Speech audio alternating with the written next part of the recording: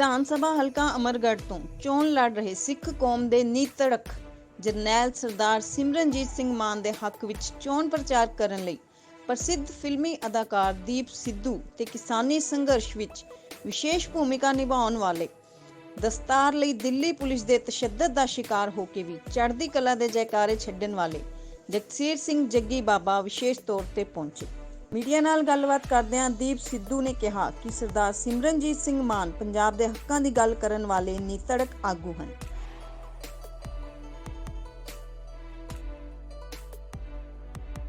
बस यही कहना चाहुंदे जी, क्योंकि 20-25 साल हो गए है ना, जिन्हां ने कदे ना बंदी सिंघां दी गल कीती है ना साडी नौजवानी दी कदे गल कीती हैगी है, तां बस यही कहना चाहुंदे भी सिमरजीत सिंह मान दा वध तो वध चढ़ के जिहड़ा सिख कौम दी नुमाइंदगी करन वाले अज दी घड़ी दे विच जेकर रूह है तां सिमरजीत सिंह मान है। ਉਹਦਾ ਵੱਧ ਤੋਂ ਵੱਧ ਜਿੰਨਾ ਵੀ ਦਿੱਤਾ ਜਾਵੇ ਸਾਥ ਵੱਧ ਤੋਂ ਵੱਧ ਸਾਥ ਦਿਓ, ਕਿਉਂਕਿ ਜੇ ਪਾਰਲੀਮੈਂਟ ਜਾਣਗੇ ਸਿੱਖਾਂ ਦੀ ਨੁਮਾਇੰਦਗੀ ਗੱਲ ਕਰ ਸਕਦੇ ਨੇ ਤਾਂ ਗੁਰਸਿੱਖ ਹੀ ਗੱਲ ਕਰ ਸਕਦਾ ਹੈ। ਜੇਕਰ ਉਹਨਾਂ ਦੇ ਅੰਦਰ ਭਾਵਨਾਵਾਂ ਗੁਰਸਿੱਖੀ ਦੇ ਪ੍ਰਤੀ ਹੋਣਗੀਆਂ, ਹਰੇਕ ਧਰਮਾਂ ਦੇ ਪ੍ਰਤੀ ਹੋਣਗੀਆਂ, ਹਰੇਕ ਧਰਮਾਂ ਦੀ ਰਿਸਪੈਕਟ ਕਰਦੇ ਨੇ, ਬਸ ਇਸੇ ਲਈ ਕਹਿਣਾ ਚਾਹੁੰਦੇ ਵੀ ਸਿਮਰਜੀਤ ਸਿੰਘ ਮਾਨ ਤਾਂ ਵੱਧ ਤੋਂ ਵੱਧ ਸਾਥ ਦਿਓ।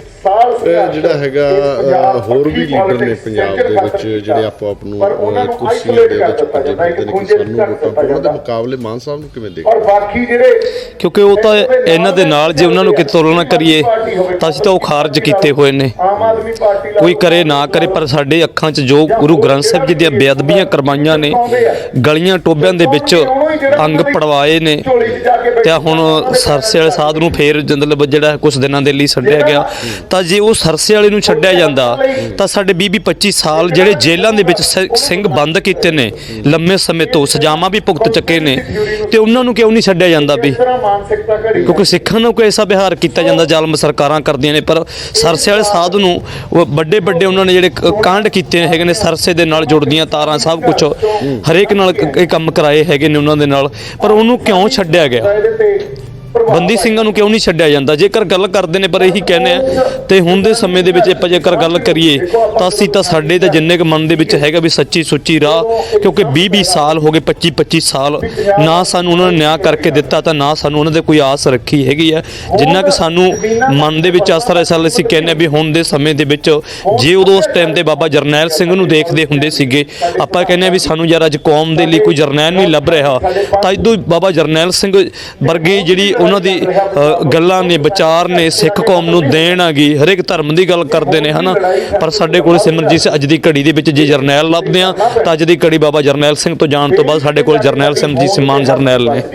ਨਹੀਂ ਤਾਂ ਮਾਨ ਸਾਹਿਬ ਦੀ ਸਪੋਰਟ ਤੇ ਆਏ ਹੋ, ਹੋਰ ਵੀ ਲੀਡਰ ਨੇ, ਕੀ ਕਹਿਣਾ ਚਾਹੁੰਦੇ ਹੋ ਤੁਸੀਂ ਮਾਨ ਸਾਹਿਬ ਦੀ ਸਪੋਰਟ ਤੇ? ਦੇਖੋ ਸਾਡੀ ਤਰਾਸ ਦੀ ਇਹ ਹੋ ਗਈ ਬਦਕਿਸਮਤੀ ਕਹਿ ਲਓ, ਪੰਜਾਬ ਕੋਲੇ ਆਪਦੀ ਕੋਈ ਪੋਲੀਟਿਕਸ ਹੀ ਨਹੀਂ ਰਹੀ, ਸਾਰੀ ਪੋਲੀਟਿਕਸ ਹੀ ਦਿੱਲੀ ਤੋਂ ਚੱਲਦੀ ਆ, ਦਿੱਲੀ ਤੇ ਕੇਂਦਰਤ ਆ ਸਭ ਕੁਛ, ਕਿ ਸਾਡੇ ਕੋਲੇ ਇਹ ਕਹਿ ਲਈਏ ਵੀ ਉਹ ਲੀਡਰ ਆ ਜਿਨ੍ਹਾਂ ਨੇ ਲੰਬਾ ਸਮਾਂ ਸੰਘਰਸ਼ ਕੀਤਾ ਹੋਇਆ। ਮਾਨ ਸਾਹਿਬ ਤਾਂ ਉਹਨਾਂ 'ਚ ਮੋਹਰੀ ਭੂਮਿਕਾ ਨਿਭਾਉਂਦੇ ਆ।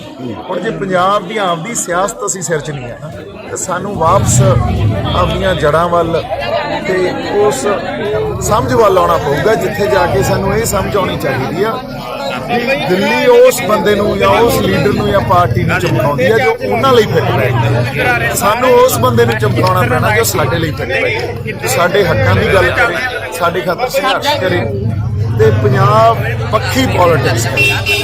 ਮਾਨ ਸਾਹਿਬ 'ਚ ਇਹੀ ਫਰਕ ਆ ਬਾਕੀਆਂ ਨਾਲੋਂ, ਇਹ ਪੰਜਾਬ ਪੱਖੀ ਗੱਲ ਕਰਦੇ ਆ, ਸਾਡੇ ਲਈ ਸੰਘਰਸ਼ ਕਰਦੇ ਆ, ਲੰਬੀ ਕੁਰਬਾਨੀ ਆ ਮਾਨ ਸਾਹਿਬ ਦੀ ਪੰਜਾਬ ਖਾਤਰ। ਸੋ ਇਸ ਕਰਕੇ ਮਾਨ ਸਾਹਿਬ ਵੱਡੀ ਗਿਣਤੀ 'ਚ ਜਿਹੜੇ ਨੌਜਵਾਨ ਨੇ ਤੁਹਾਨੂੰ ਵਾਚ ਕਰਦੇ ਨੇ, ਤੁਹਾਡੇ ਨਾਲ ਜੁੜੇ ਹੋਏ ਨੇ, ਹਲਕਾ ਅਮਰਗੜ੍ਹ ਦੇ ਨੌਜਵਾਨਾਂ ਨੂੰ ਕੀ ਸੰਦੇਸ਼ ਹੈ? ਦੇਖੋ ਸੰਦੇਸ਼ ਬਾਈ ਜੀ ਇਹੀ ਆ ਵੀ ਜਦੋਂ ਗੱਲ ਜ਼ਮੀਰਾਂ ਦੀ ਆਉਂਦੀ ਆ ਨਾ, ਜਦੋਂ ਨਸਲਾਂ ਦੀ ਆਉਂਦੀ ਆ, ਉਦੋਂ ਫਿਰ ਸਾਡੇ ਘਰ, ਸਾਡੀਆਂ ਜ਼ਮੀਨਾਂ ਇਹ ਛੋਟੀਆਂ ਰਹਿ ਜਾਂਦੀਆਂ। ਇਹ ਤਾਂ ਬਹੁਤ ਛੋਟੀਆਂ ਗੱਲਾਂ, ਔਰ ਉਹ ਵੀ ਸਾਡੀਆਂ ਨਹੀਂ ਹੁੰਦੀਆਂ, ਕਿਉਂਕਿ ਸਰਕਾਰ ਜਿਸ ਹਿਸਾਬ ਨਾਲ ਪੰਜਾਬ ਨੂੰ ਅੱਜ ਟਰੀਟ ਕਰ ਰਹੀ ਆ, ਜਦੋਂ ਮਰਜ਼ੀ ਸਾਡੇ ਤੋਂ ਜੋ ਮਰਜ਼ੀ ਖੋਹ ਕੇ ਲੈ ਜਾਣ, ਜਿਹੜਾ ਮਰਜ਼ੀ ਲੀਡਰ ਨੂੰ ਚੱਕ ਕੇ ਅੰਦਰ ਕਰ ਦੇਣ, ਜਿਹੜੇ ਮਰਜ਼ੀ ਬੰਦੇ ਨੂੰ ਆ ਕੇ ਗੋਲੀ ਮਾਰ ਦੇਣ। ਰਾਈਟ ਟੂ ਵਾਇਲੈਂਸ ਵੀ ਇਹਨਾਂ ਕੋਲੇ ਆ, ਸਾਡੇ ਕੋਲੇ ਰਾਈਟ ਟੂ ਵਾਇਲੈਂਸ ਵੀ ਨਹੀਂ ਆ, ਰਾਈਟ ਟੂ ਡਿਫੈਂਡ ਵੀ ਨਹੀਂ ਆ। ਸਾਨੂੰ ਕਿਸੇ ਪਾਸੇ ਨਹੀਂ ਛੱਡਦੇ। ਸੋ ਇਸ ਕਰਕੇ ਨੌਜਵਾਨਾਂ ਨੂੰ ਇੱਕ ਗੱਲ ਸਮਝਣੀ ਬਹੁਤ ਜ਼ਰੂਰੀ ਆ, ਇਹਨਾਂ ਦੀ ਬਦੌਲਤ, ਕਿਉਂਕਿ ਗੁਰੂ ਦੀ ਮਿਹਰ ਹੋਈ ਇਹਨਾਂ ਤੇ ਆਪਾਂ ਕਿਸਾਨੀ ਸੰਘਰਸ਼ ਜਿੱਤਿਆ। ਨੌਜਵਾਨੀ ਦਾ ਰੋਲ ਕਿਸਾਨੀ ਸੰਘਰਸ਼ 'ਚ ਬਹੁਤ ਬਾਕਮਾਲ।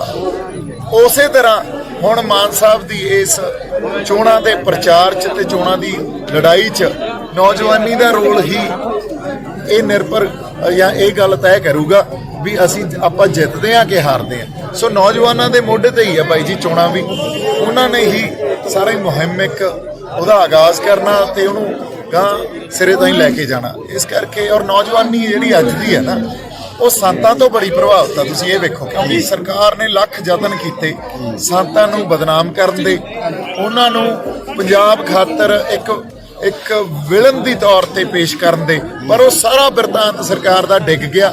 ਤੇ ਅੱਜ ਨੌਜਵਾਨੀ ਤੁਸੀਂ ਦੇਖੋ, ਬਹੁਤ ਨੌਜਵਾਨ ਇਹੋ ਜਿਹੇ ਹੋਣਗੇ ਜਿਹੜੇ ਸੰਤਾਂ ਦੀ ਟੀ-ਸ਼ਰਟ ਪਾਈ ਹੋਊ, ਸੰਤ ਜਰਨੈਲ ਸਿੰਘ ਭਿੰਡਰਾਂ ਵਾਲਿਆਂ ਦਾ ਉੱਤੇ ਫੋਟੋ ਹੋਊਗੀ।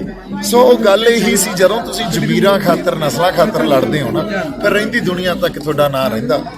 ਜ਼ਮੀਨਾਂ, ਘਰ, ਆ ਜਿਹੜੇ ਸਾਡੇ ਬਾਕੀ ਛੋਟੇ ਮੋਟੇ ਮਸਲੇ ਆ, ਇਹ ਕੋਈ ਵਾਲੀ ਵੱਡੀ ਗੱਲ ਨਹੀਂ ਹੁੰਦੀ। Thank you. ਮਾਨ ਸਾਹਿਬ, ਕਿਸ ਤਰ੍ਹਾਂ ਦਾ ਜਿਹੜਾ ਰਿਸਪੌਂਸ ਮਿਲ ਰਿਹਾ ਲੋਕਾਂ ਨੂੰ? ਵਾਹਿਗੁਰੂ ਜੀ ਕਾ ਖਾਲਸਾ, ਵਾਹਿਗੁਰੂ ਜੀ ਕੀ ਫਤਿਹ। ਦੇਖੋ, ਤੁਸੀਂ ਪ੍ਰੋਫੈਸ਼ਨਲ ਜਰਨਲਿਸਟ ਹੋ, ਇਸ ਸਵਾਲ ਦਾ ਜਵਾਬ ਤਾਂ ਤੁਸੀਂ ਦੇ ਸਕਦੇ ਹੋ। ਮੈਂ ਤਾਂ ਕਹੂੰਗਾ ਬਹੁਤ ਫੱਕੀਆਂ ਡਾਤੀਆਂ, ਪਰ ਅਸਲੀ ਰਿਪੋਰਟ ਲੋਕ ਚਾਹੁੰਦੇ ਹੈ ਕਿ ਜਿਹੜੇ ਅਖਬਾਰਾਂ ਵਾਲੇ ਹੈ, ਟੈਲੀਵਿਜ਼ਨ ਵਾਲੇ ਹੈ, ਉਹ ਸਾਡੇ ਕੋਲੇ ਪਹੁੰਚਾਉਣ। ਸੋ ਇਹ ਤੁਸੀਂ ਦੱਸੋਗੇ, ਮੈਂ ਨਹੀਂ ਦੱਸੂਗਾ। ਮੈਂ ਆਪਣਾ ਕੰਮ ਕਰ ਰਿਹਾ ਹਾਂ, ਜਿਹਦੇ ਲਈ ਪੰਥ ਦੇ ਲਈ, ਮਨੁੱਖਤਾ ਦੇ ਲਈ ਮੈਂ ਖੜਾ ਹਾਂ। ਮੈਂ ਆਪਣਾ ਕੰਮ ਕਰ ਰਿਹਾ, ਬਾਕੀ ਤੁਸੀਂ ਦੱਸੋ। ਕੀ ਉਹ ਸਰ ਮੁੱਢਲੇ ਜਿਹੜੇ ਕੰਮ ਹੋਣਗੇ ਜਦੋਂ ਜਿੱਤਣ ਤੋਂ ਉਪਰੰਤ, ਜਿਹੜੇ ਤੁਸੀਂ ਲੋਕਾਂ ਨੂੰ ਉਹ ਵਾਅਦੇ ਕਰ ਰਹੇ ਹੋ? ਮੈਂ ਦੱਸਿਆ ਕਿ ਇਮਾਨਦਾਰੀ ਹੋਊਗੀ, ਬਰਾਬਰਤਾ ਹੋਊਗੀ, ਗਰੀਬੀ ਦੇ ਨਾਲ ਜੂਝਾਂਗੇ, ਔਰ ਜਿਹੜੀਆਂ ਨੌਕਰੀਆਂ ਨਹੀਂ ਮਿਲ ਰਹੀਆਂ ਉਹ ਦਵਾਵਾਂਗੇ, ਬਾਰਡਰ ਖੁੱਲ੍ਹਾਵਾਂਗੇ ਪਾਕਿਸਤਾਨ ਦੇ ਨਾਲ, ਜਿਹਦੇ ਨਾਲ ਸਾਡਾ ਮਾਲੀ ਤੌਰ ਦੇ ਉੱਤੇ ਬਹੁਤ ਫਾਇਦਾ ਹੋਵੇ। ਮਜ਼ਹਬ ਦੇ ਤੌਰ ਦੇ ਉੱਤੇ ਜਿਵੇਂ ਸਿੱਖ ਰੋਜ਼ ਅਰਦਾਸ ਕਰਦੇ ਆ, ਜਿਹੜੇ ਗੁਰਦੁਆਰੇ ਪਾਕਿਸਤਾਨ 'ਚ ਰਹਿ ਗਏ ਹੈ, ਉਹਦੇ ਦਰਸ਼ਨ ਦੀਦਾਰ ਹੋਣ, ਉਹਦਾ ਫਾਇਦਾ ਹੋਊ। ਸਾਡੇ ਇਸ ਇਲਾਕੇ ਦੇ ਮੁਸਲਮਾਨਾਂ ਦੇ ਰਿਸ਼ਤੇਦਾਰ ਪਾਕਿਸਤਾਨ ਦੇ ਵਿੱਚ ਬਹੁਤ ਹੈ, 70 ਸਾਲਾਂ ਤੋਂ ਇੱਕ ਦੂਜੇ ਨੂੰ ਮਿਲੇ ਨਹੀਂ ਹੈ।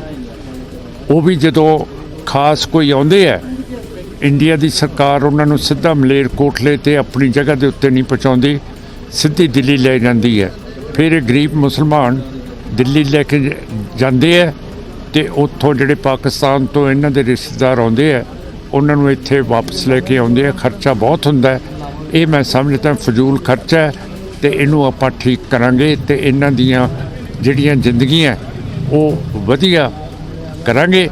ਜਿਹੜਾ ਇਹਨਾਂ ਦੇ ਵਿੱਚ ਡਰ ਨਾ ਰਹੇ, ਜਿਵੇਂ ਮੋਦੀ ਤੇ ਅਮਿਤ ਸ਼ਾਹ ਤੇ ਯੋਗੀ ਨੇ ਪਾਤਾ ਹੈ, ਜਿਵੇਂ 2002 ਦੇ ਵਿੱਚ ਮੁਸਲਮਾਨਾਂ ਦੀ ਕਤਲੇਆਮ ਕਰਤੀ, ਔਰ ਅੱਜ ਬੀਜੇਪੀ ਨੇ ਕਿਸੇ ਵੀ ਮੁਸਲਮਾਨ ਨੂੰ ਟਿਕਟ ਨਹੀਂ ਦਿੱਤੀ ਯੂਪੀ ਦੇ ਵਿੱਚ। ਸੋ ਜਿਹੜੀ ਨਫ਼ਰਤ ਹੈ ਸਿੱਖਾਂ ਤੇ ਘੱਟ ਗਿਣਤੀਆਂ ਤੇ ਮੁਸਲਮਾਨਾਂ ਦੇ ਨਾਲ, ਉਹਦੇ ਖਿਲਾਫ ਆਪਾਂ ਜੂਝਾਂਗੇ ਔਰ ਬਰਾਬਰਤਾ ਲਿਆਵਾਂਗੇ ਸਾਰੇ ਪਾਸੇ। ਪੀਕੇ ਨਿਊਜ਼ 24 ਦੇ ਲਈ ਅਮਰਗੜ੍ਹ ਤੋਂ ਹਰੀਸ਼ ਅਬਰੋਲ ਦੀ ਰਿਪੋर्ट। प्रॉपर्टी बेचने और खरीदने के लिए संपर्क करें फेयर डील प्रॉपर्टीज।